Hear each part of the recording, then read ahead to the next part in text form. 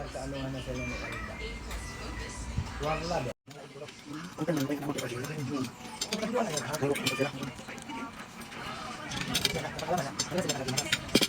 Isa lagi kasi ila. Ada solution ini. Ano? Lagi alam. Yang mulia. Sampai.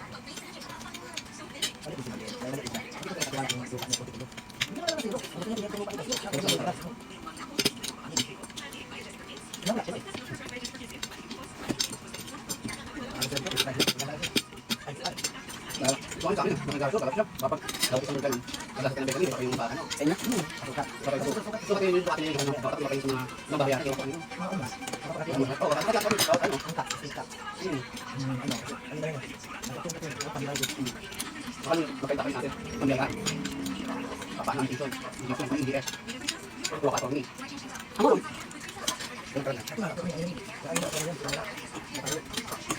ini gastos ini orang yang gastos Hati-hati nyo. basta ako yung bala-bala Hati-hati kayong gastos. Hati-hati kayong gastos. ay ngayon pag ano yung gastos Oo, pag ako na isa.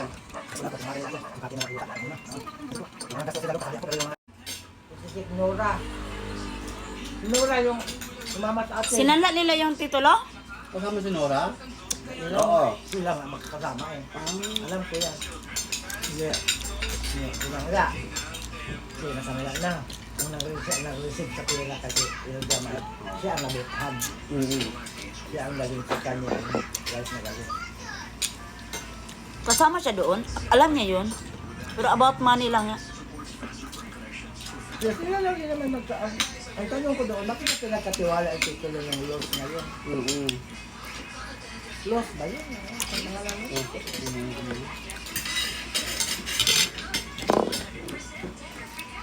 Tapos unsa na hitabo ato? Matalang close pa sila dati dito. Papakulay yan dito. Sabay-sabay pa sila. Ating gabi, kahit alas 10 na, pupunta dito yan. Sabay-sabay. Papakulay. Close pa sila nung natayin. Yung natayin sila. Yan si ano, Los nga. Pag yung Los, malum. Ang ba basta? Lost in found din sila. Hinanap na niya ang titulo kung nasaan na. Hindi na makita-kita. Yaman na nakatangla na pala. Gimana ba? Ay, napubuhay. Lupa ng ano yan, property ng korpo yan. Corporation yan, hindi ko yan solo. Mga animal sila, ginanyan nila ako.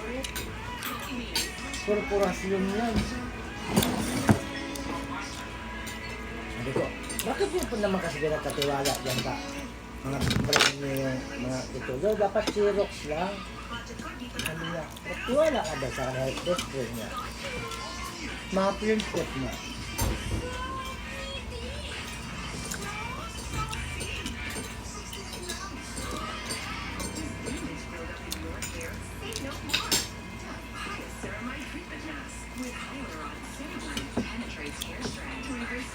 Ang dagdag sa ikinagalit niya, kay siya na si Elizabeth Paginto. Si Elda na si Elizabeth Paginto. Kasi naging nagsusuhan. In behalf of his young name.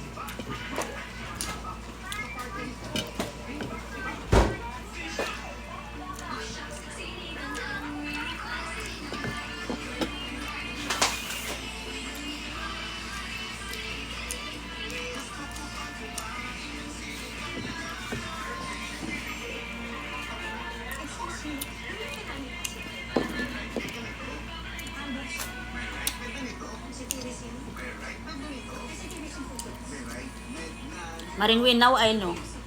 Pag nakagilo ko nga tao bisag kung saan mo pagpanikamo, your life is still. No?